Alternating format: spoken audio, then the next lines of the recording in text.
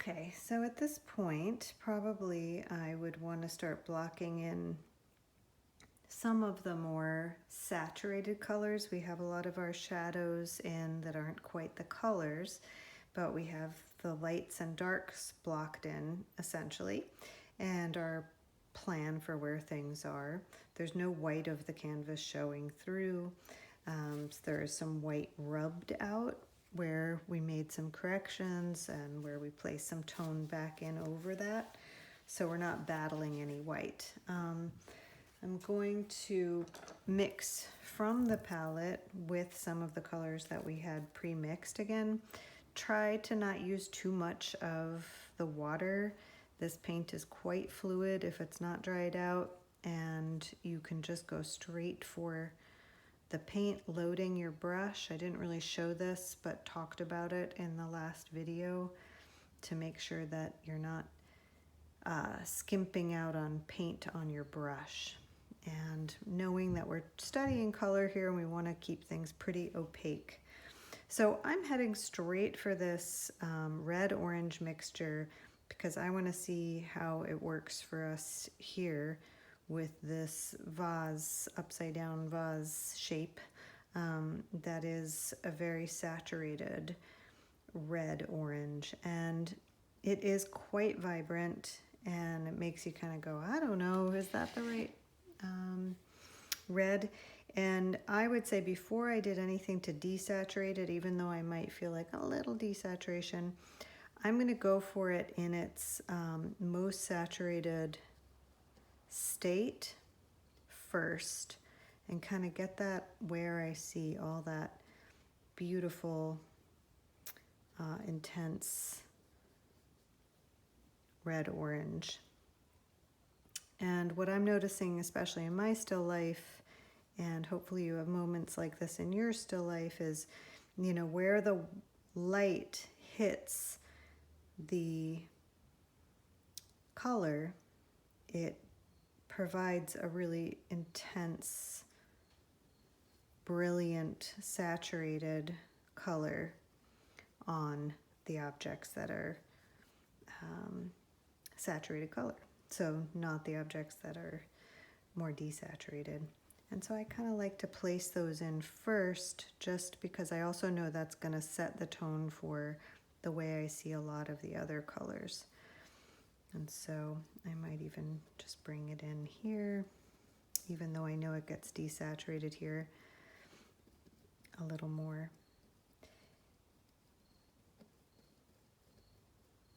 And I'm trying to stay aware of the shape of light and shadow as I move in with this color.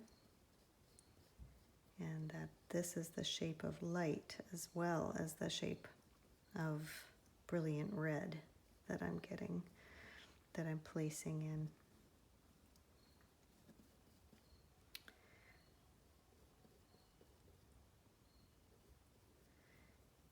Okay.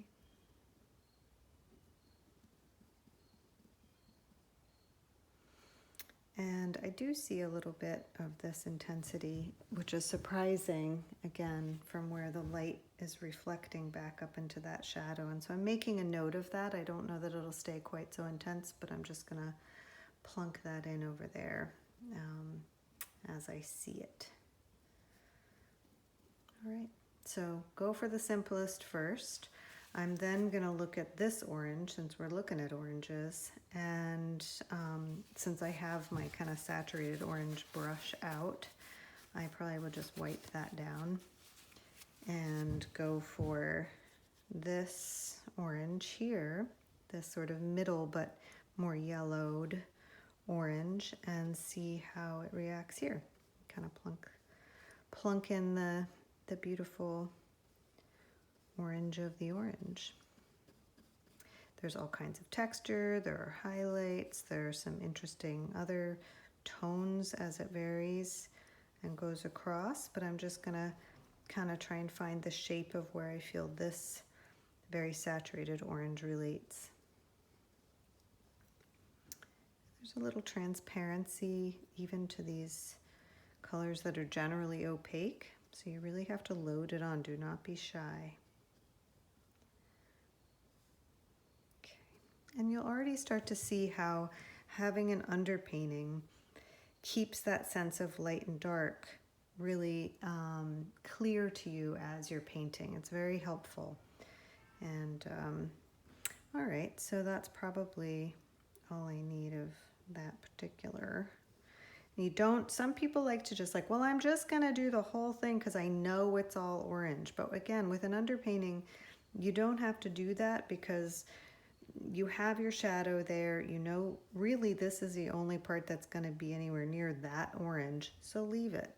Leave the darks to be mixed and put in. Otherwise, you're really doing twice the amount of work that you need to and wasting paint, and also not really understanding sort of the way what paint can do for you. So I'm also looking at the orange behind this red orange and seeing that it relates to this, but it seems slightly more, it's a little more desaturated, but it's not exactly saturated with blue right away.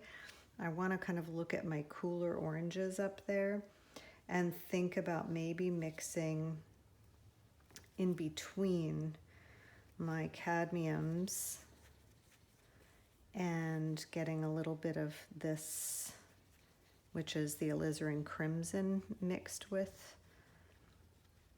So before I desaturate with complements, often in a painting that has a lot of color, I'm gonna first try out just going for the primary and secondary color relationships.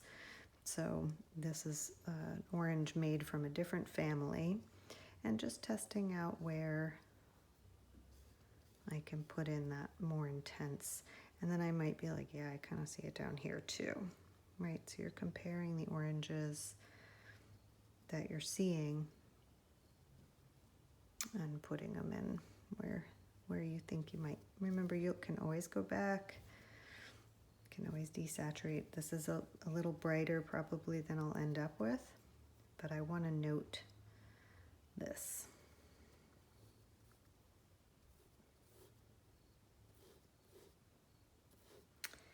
And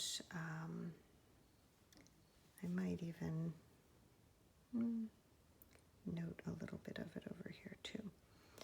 Okay, and then I see it getting lighter up and over here, and maybe I would even say, just for the hell of it, to remind myself that there's some kind of interaction between these two. Okay. I love when two colors meet right up against each other, and I love when they relate to each other and one thing flows into another.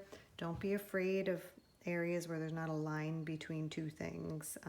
Sometimes that makes for added visual interest, actually.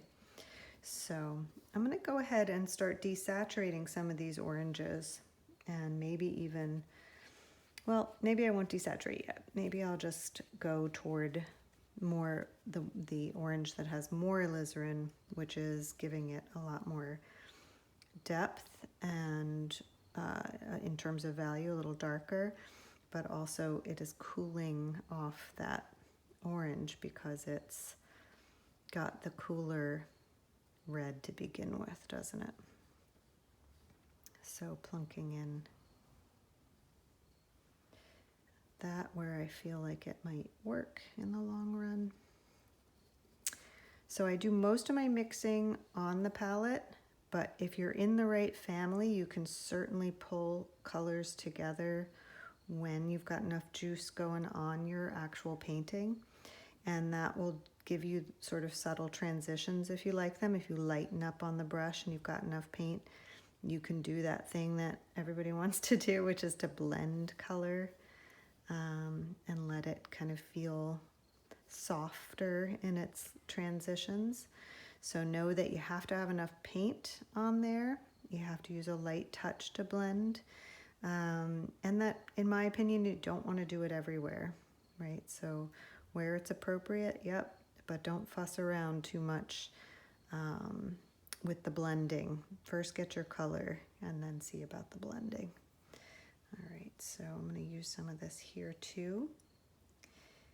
And again, speaking of planar structure, thinking about the direction in which I'm laying down this paint to try to emphasize the sculptural quality of the object that I'm painting. So I'm kind of carving around it. Maybe I'm thinking about that this would be parallel to me, so I'm pulling it this way, this way, this way. So really feeling the sculptural quality and reacting to it with my brush. All right. And this seems to get lighter to me up here, so I'm gonna kind of leave that, but you can also draw a little bit with the color if you've got it on there.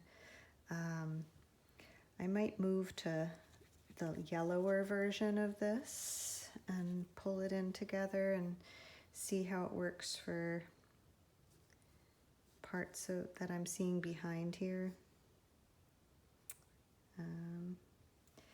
And maybe even parts on the orange itself as well.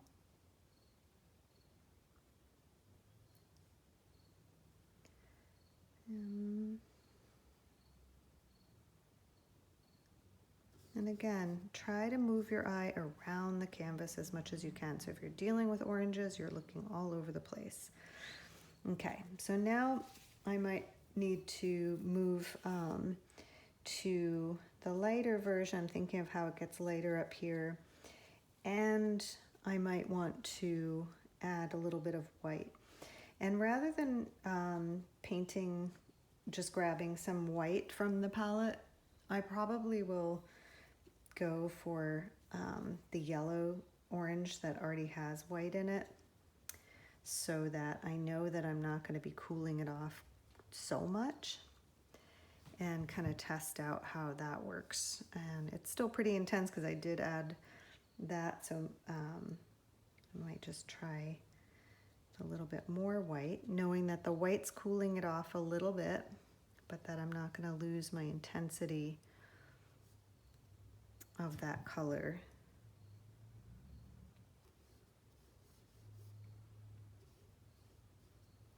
Because it has a little bit more cadmium yellow in it.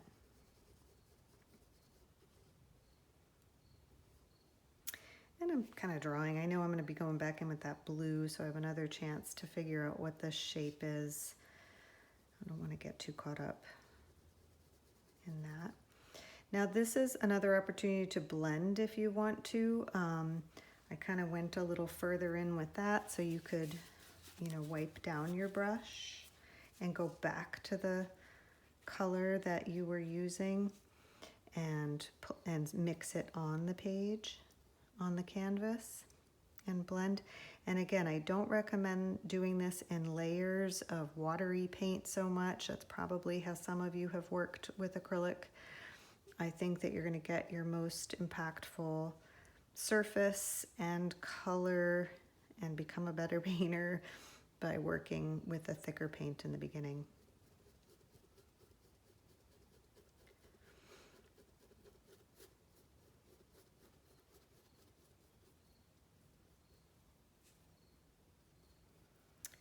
So you can go right over this. Remember, acrylic does dry darker for the most part, and so you can keep that in mind as you're going along here. Okay. Okay. I'm gonna get off of this because again, I could get all connected to that and I want to keep moving, right? I can go back. And then down here with the oranges, I feel like this is a moment where I need to start transitioning to desaturating with a little bit of blue. So far we haven't done that. We're going to go back to this color because I think it's useful for the range in here, and mix some more of these two together for the value to be a little bit more correct. And maybe even just a little bit of the red, the cadmium red. So you start to see how you mix these piles and then you really can utilize them however you see fit, right? So I'm gonna just check that out again, and that's feeling nice, but I feel like it needs to be a little bit lighter and a little bit more desaturated. So I'm gonna go over here and look at my lightened blues and choose between them. And I know that if I choose the greener blue with this, it might keep a little bit warm. If I take this one, it might cool it off twice. So I'm gonna kind of play with this one first. And so, of course, even that is gonna make it a little green. And I'll plunk that down here as well. And you can just see that subtle difference and how it's not quite so bright. It's not, you know, dull exactly, but it shows it shifting in light.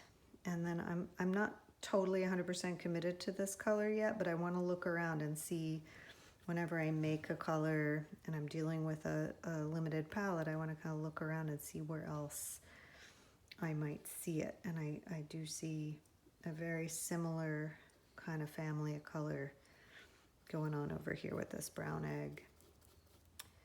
And so I'll start plunking that in.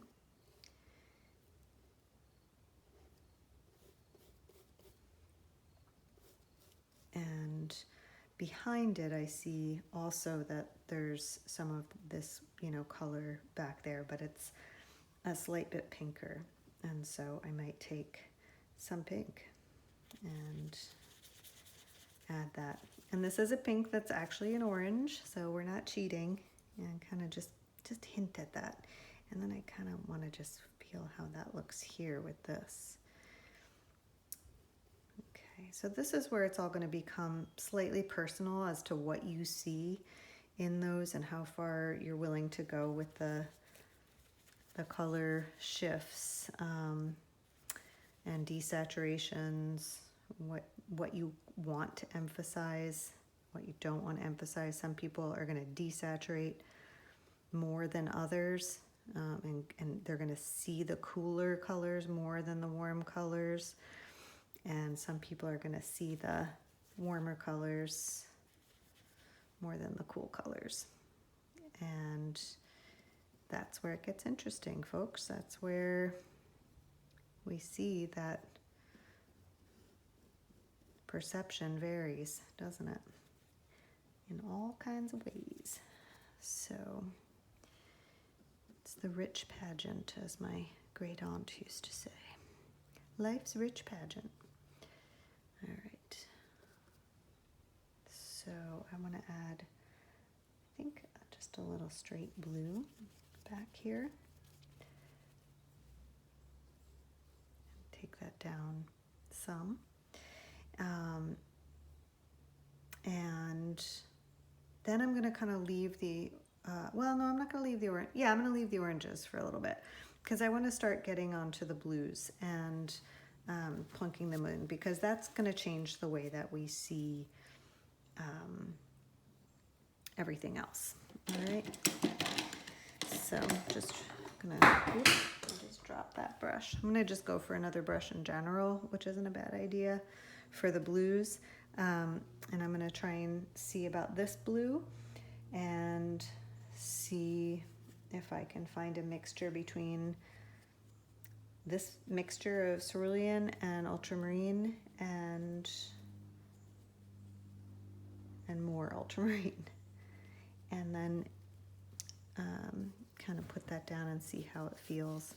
Again, you're going to have a much nicer time with your values, with your color, going over and underpainting that relates to that color already, that's been made from that color, as a matter of fact. But it's not so bright, so I'm not battling the white or even a very vibrant blue. In this particular case, it works really nicely. Sometimes you do want to have that, so it's up to you. And it depends on the subject. So I'm putting in just straight, not desaturated, a mix of cerulean and ultramarine. And I do see that there's some white and variations as I go through, but first I want to just kind of place these in.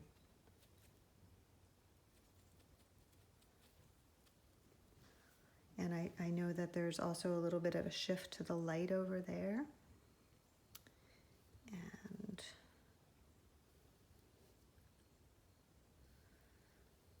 I know that it's not quite as intense as this over here, but I'm going to let it be intense for a little bit.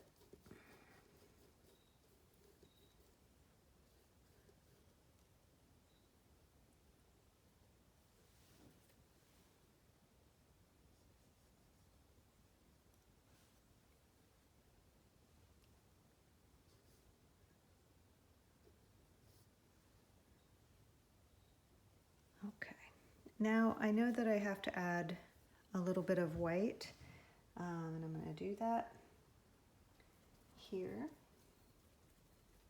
And before I see about desaturating it, I'm just going to try it with just the white and kind of look at that and see that that's still a bit too intense because we have a warm light hitting here. And so I'm just going to go ahead and grab a little bit of the lighter value orange. Ooh, that really did a little too much. So you're going to see how very green this is, right? And we don't need that. When I make a color that's a bit of a mistake, I just generally look around and go, but is there any of that anywhere? And I do see it. So I'm going to plunk it in where, just in little spots where I'm like, oh, well, it works over here.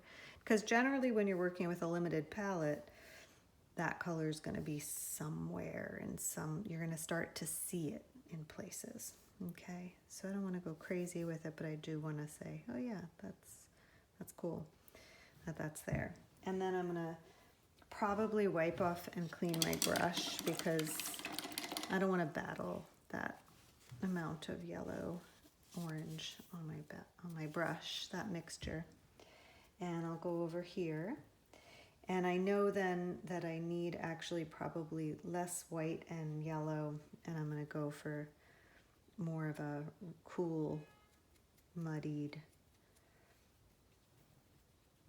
mixture over here, and then add a bit of white. And I can add this probably.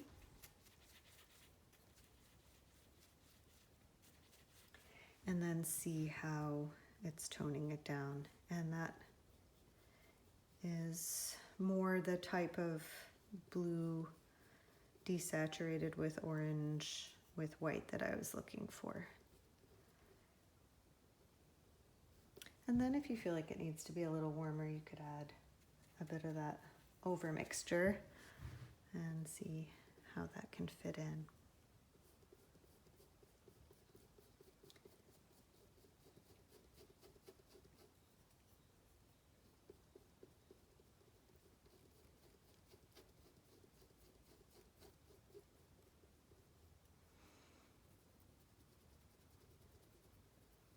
Sometimes paint gets a little gummy as it's drying and you're still painting an area.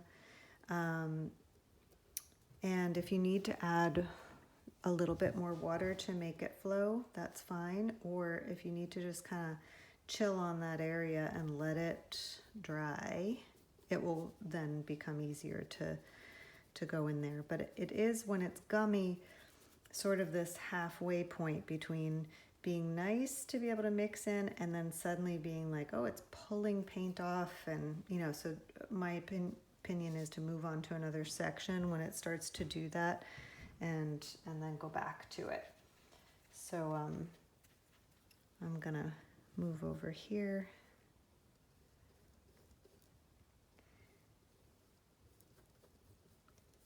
And again, I like to see where the more saturated blue starts to look next to the more desaturated blue, and decide whether I want to leave just a little bit of that.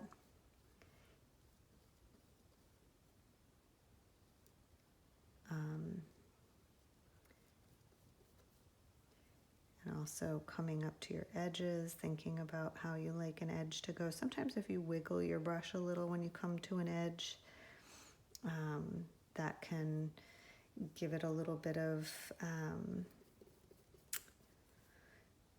making it so it fills in some of those little bumps of the canvas if you don't like them, or mix with some of the paint. See how I just did that? It's like, oh well, it's just paint. All right, and you can kind of push it off if you want to. You can wipe it off. You know, you can go, of course, back in and get that with your orange paint, because you got some, you got brushes.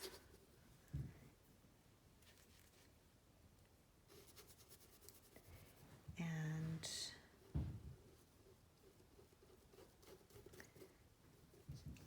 I'm noticing that I'm getting lazy because I'm out of blue over here, so I'm just definitely gonna try and set a good example and not scratch around with paint I don't have, and mix some more. Trying to remember where you mixed your colors from is probably one of the harder things, and that's why remembering the theory and sort of the reasoning behind stuff is important, because you'd be like, oh yeah, that's right, I picked that red to mix, you know, or I mean that orange to mix with it because blah blah blah. So trying to remember your thought process. And some white. I'm having a little bit of a glare, and so can't really see the color I'm mixing very well in this far corner.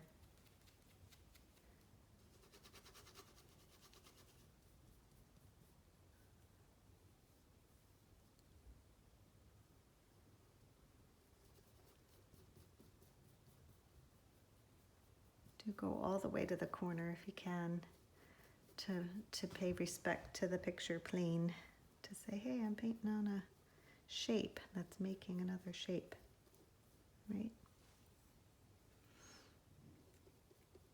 And again, this is getting a little gummy here, so you will notice that and either come back to it, but don't fuss too much with it, because it will beat you, it will win, and you'll just go back to it. So blue, all right, there's some blue going on. I'm gonna take a little break because my phone is running out of battery, and so this will be a part 2 coming up in a moment. Painting's so fun. All right.